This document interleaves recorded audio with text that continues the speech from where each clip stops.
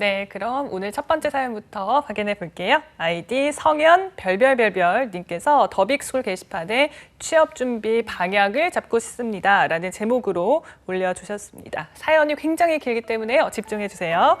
자, 스펙 내역서를 보면 지방사립대에서 경제금융학과 전공하셨고요. 학점은 4.5 만점에 3.82점, 어학 점수는 없으십니다. 그 밖에 자격증은 AFPK 한국사 1급 보유하고 계시고요. 경력상으로는 중소저축은행에서 4개월 근무하셨는데 경영지원부에서 일하셨습니다. 수상 경력은 교내 기업분석 경진대회 우수상 1회이시고요.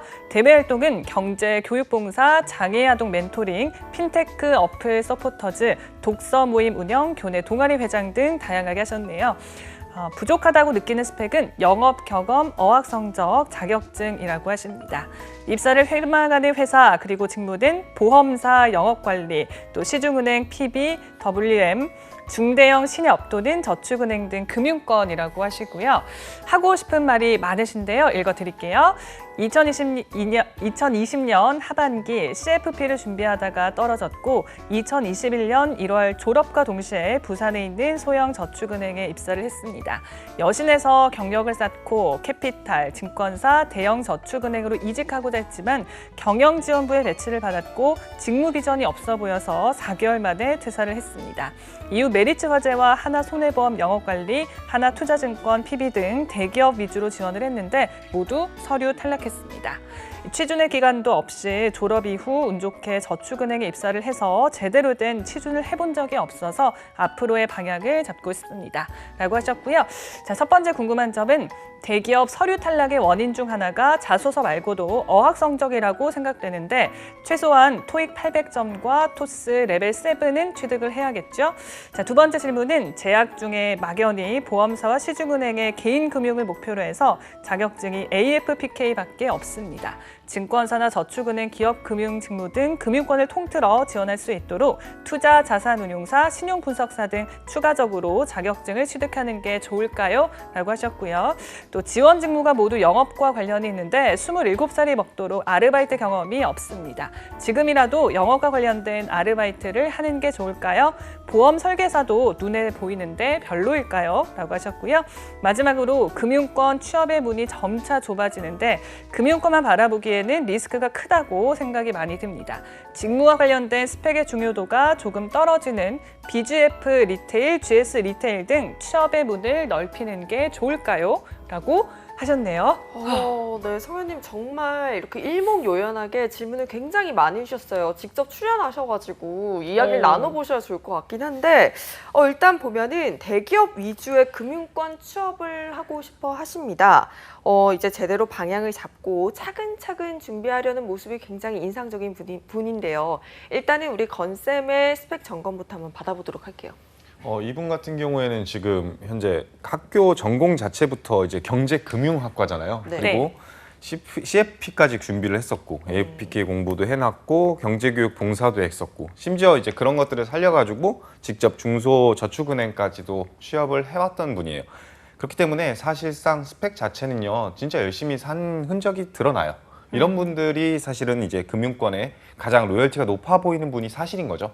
하지만 이게 오히려 좀 발목을 잡는 게 아닐까라는 생각이 들더라고요. 왜 떨어졌을까 이거에 매몰되다 보니까 현재 갖춰져 있는 것들이 충분한가라는 생각이 들어서 아무래도 뭐 자격이라든지 다른 내가 지금 여태까지 했던 노력들이 잘못되진 않았나 이런 생각으로 빠지는 게 아닐까 싶어요.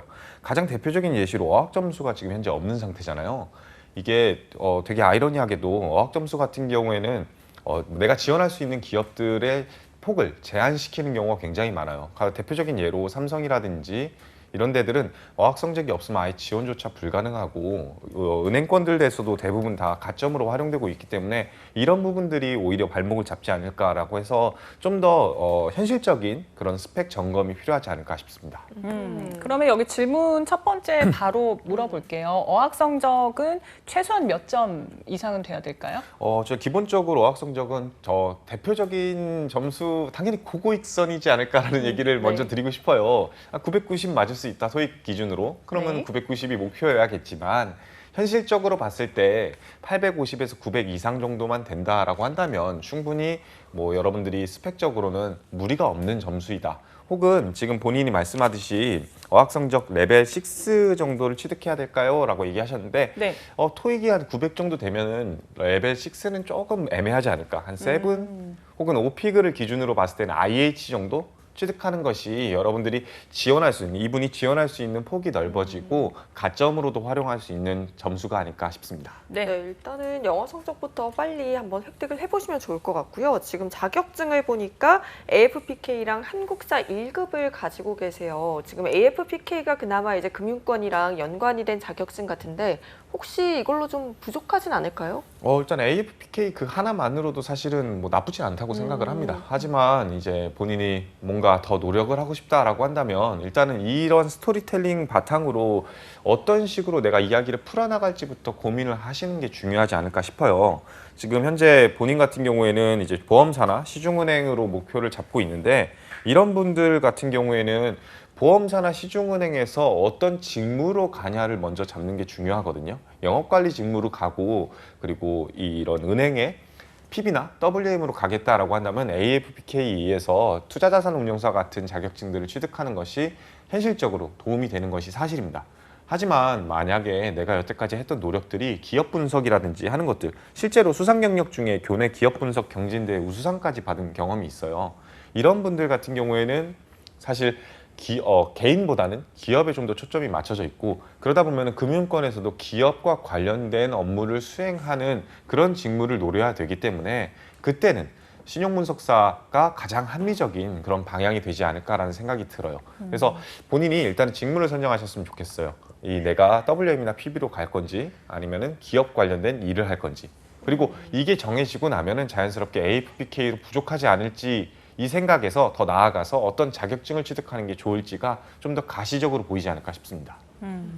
지금 지원하고 싶은 직무가 모두 영업과도 관련이 되어 있습니다. 아르바이트 경험이 없어서 좀 걱정을 하고 계신 것 같거든요. 네, 지금이라도 쌓아야 될까요? 일단은 27살 되도록 아르바이트를 안 한 거는 복 아닐까 싶어요. 대부분 다 아르바이트 경험이 있을 것 같은데 네. 아마 제 생각에는 아르바이트 할 바에는 경제교육봉사나 장애아동 멘토링이나 이런 거 하는 게 낫지 않을까라는 생각이 들었지 않았을까 싶어요. 근데 되게 아이러니하게도 여러분들이 고민하는 것 중에 하나가 직접적인 영업 경험만이 영업 현장에서 도움이 될 거라고 생각을 하지만 저는 이렇게 경제교육봉사나 장애아동 멘토링 이것만으로도 사실은 굉장히 많은 영업 스킬을 터득하는 그런 방법 중에 하나가 됐을 거라고 저는 생각을 해요. 사실은 이렇게 경제교육봉사라고 한다면 어려운 얘기를 쉽게 풀어내면서 상대방한테 가르쳐야 되는 거잖아요. 근데 그것만큼 영업에서 중요한 것도 없을 겁니다.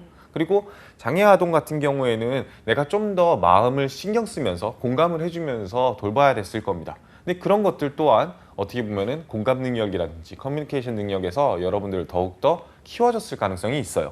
그런 측면에서 봤을 때 뭐 영업을 해보겠다라는 욕심으로 아르바이트를 하는 것 그 자체는 지금 현재 있는 스펙으로도 충분히 소화해내고 이야기를 풀어나갈 것이 있으니 차후에 생각하는 게 좋지 않을까 싶어요. 그리고 이 영업과 관련된 아르바이트만이 대표적인 건 아니라고 생각을 해요. 네. 저는 개인적으로 인턴이 가장 필요하지 않을까 싶어요. 지금 이분 같은 경우에는 실제 사회생활이라고 딱 단정지어서 얘기할 만한 거리는 없거든요. 조직 적합성이라든지 조직에 대한 이해도를 보여주는 그러한 노력이 오히려 아르바이트보다는 좀 더 낫지 않을까. 그리고 심지어 내가 청년 인턴을 하게 되면은 공기업 같은 경우에는 가점까지도 노려볼 수 있는 그런 요소이니까 이런 것들까지 생각을 한다면은 청년 인턴을 지원해 보는 거 이것도 생각해 보실 문제고요.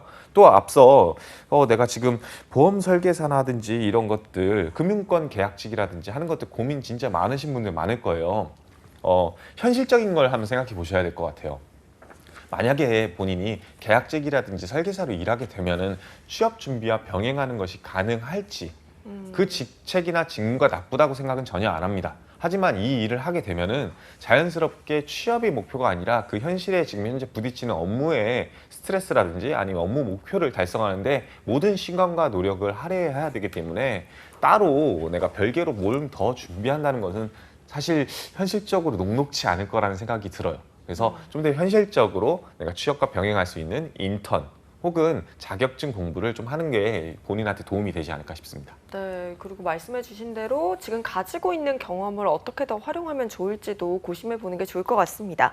그렇다면 지금 원하는 직무랑 연관이 없는 기업에 지원하는 거에 대해서는 어떻게 생각하세요? 저는 취업의 문이 좀 좁아지는 것은 사실이기 때문에 본인 말씀대로 뭐 GS 리테일이라든지 뭐 BGF 리테일이라든지 영업 쪽으로만 지원하겠다?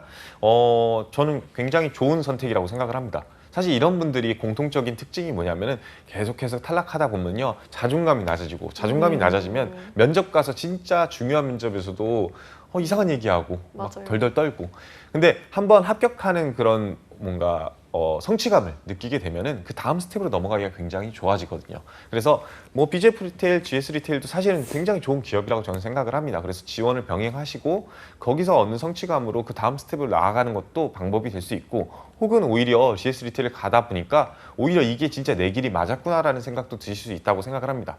취업은 사실 리스크 관리예요. 내가 해보지 않고서는 그 일에 대해서 알 수는 없기 때문에 여러 군데 직무 중심으로 지원을 병행하시면서 내 길을 찾아나가는 게 가장 바람직하지 않을까 싶습니다.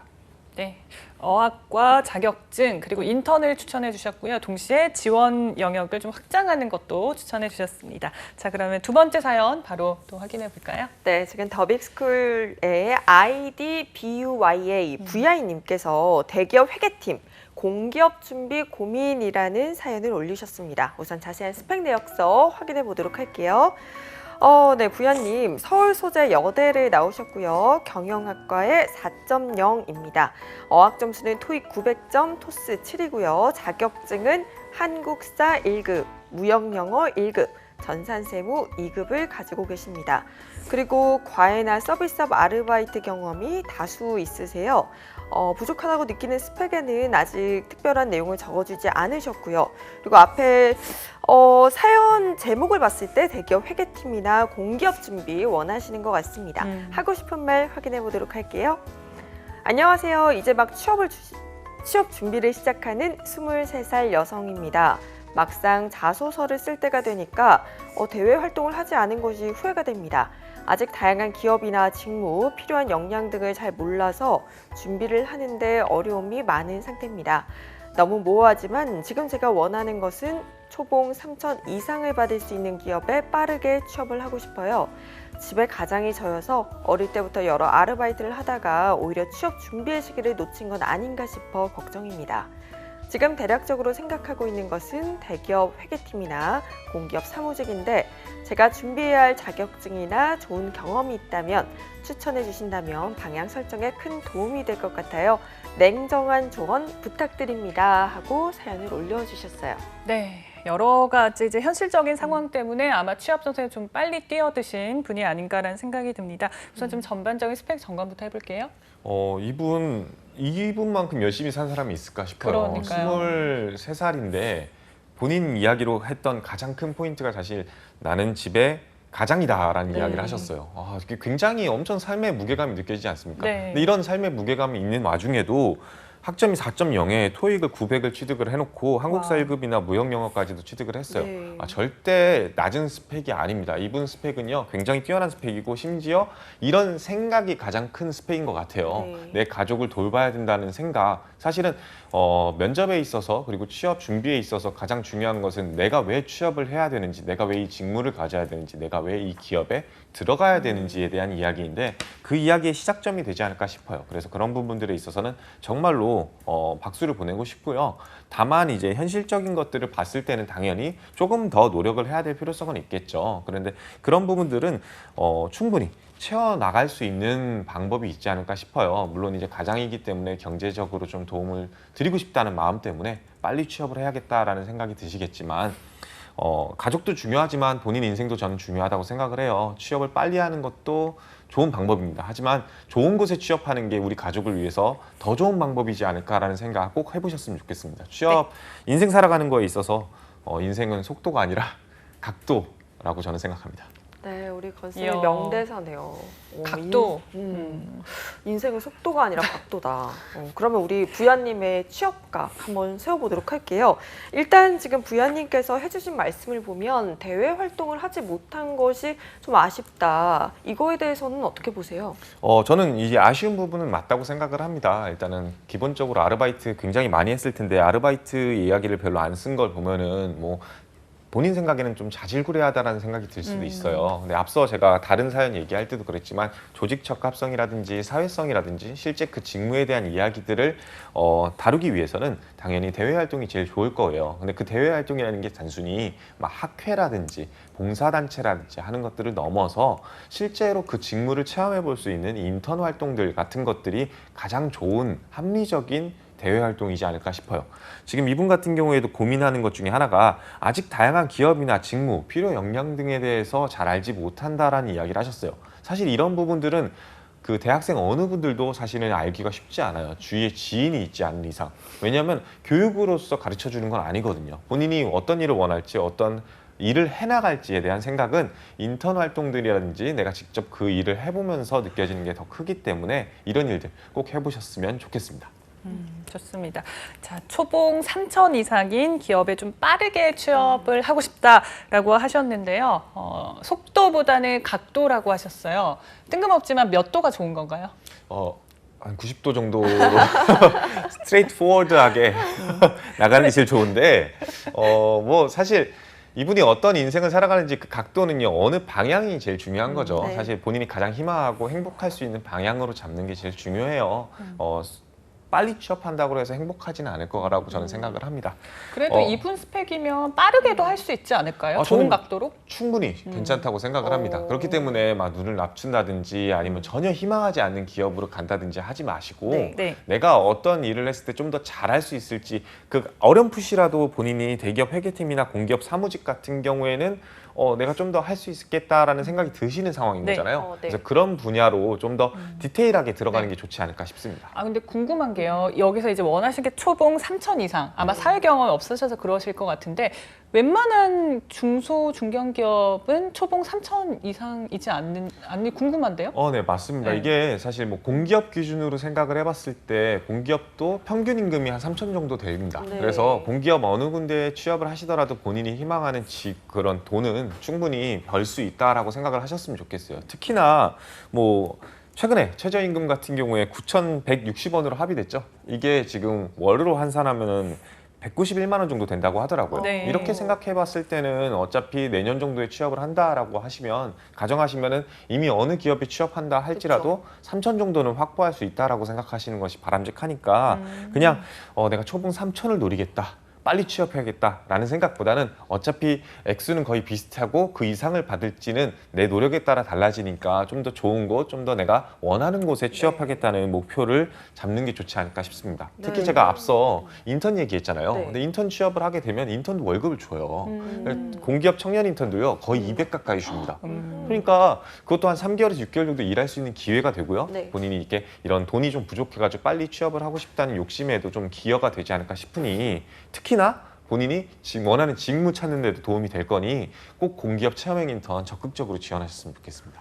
지금 솔직히 부야님께서도 어느 방향으로 가야 될지보다 빠르게 하고 싶다라고 하셨는데 솔직히 내가 뭘 하고 싶은지 모르는 친구들이 굉장히 많은 것 같아요. 이런 분들을 위해서 조언을 좀 해주신다면요?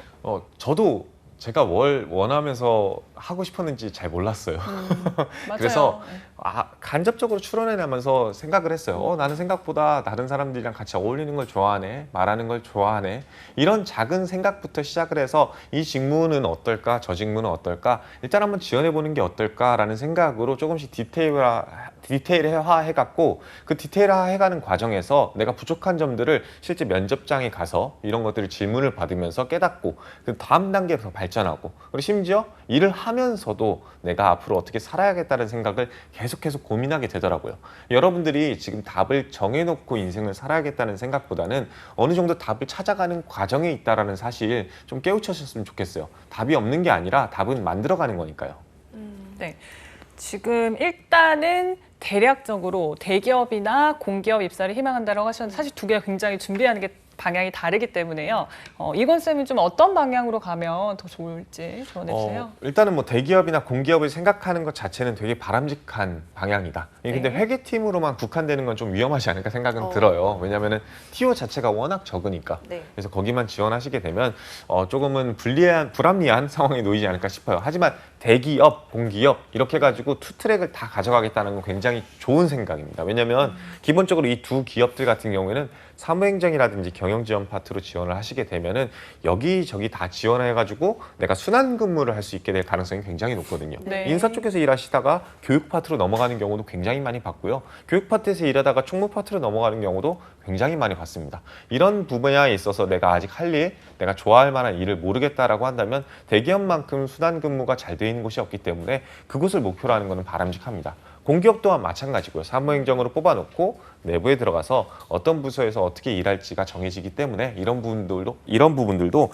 같이 준비하셨으면 좋겠습니다. 그리고 이게 자연스럽게 둘 중에 하나를 목표로 잡아야 되지 않을까라는 생각을 하시게 될 텐데 네. 저는 개인적으로 공기업 준비를 먼저 선행했으면 좋겠다라고 얘기를 하고 싶어요. 왜냐하면은 대기업 같은 경우에는 내가 뭘 어떻게 준비해야 될지 되게 막막할 수 있어요. 네. 근데 공기업 같은 경우에는 이런 것들이 가점입니다. 이렇게 준비하셔야 됩니다라고 명확하게 나와 있는 그런 프로세스가 있거든요. 근데 그런 프로세스를 준비하시게 되면 자연스럽게 대기업 지원할 수 있는 스펙도 갖춰지기 때문에 공기업 준비를 목표로 하셔라라고 말씀드리겠습니다. 네, 그럼 마지막으로 우리 부장님에게 해주실 말씀이 있으시다면 어떤 말이 있을까요? 앞서 말씀드렸듯이 그냥 취업은 속도가 아니라 각도다라는 얘기 꼭 기억하셨으면 좋겠어요. 90도 각도. 90도 각도로 해가지고 인턴 지원 꼭 하시면서 내가 어떤 일을 원하는지 어떤 일을 잘하는지에 대해 생각 많이 해보시고요.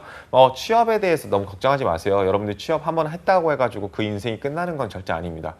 일단은 내가 한번 겪고 나면요. 내가 진짜 원하는 일, 잘하는 일 이런 거에 대해서 생각을 더 구체화할 수 있기 때문에 좀 고민을 많이 하시고 그리고 그 고민은 계속 해나가야 된다. 좀 잊지 마셨으면 좋겠습니다.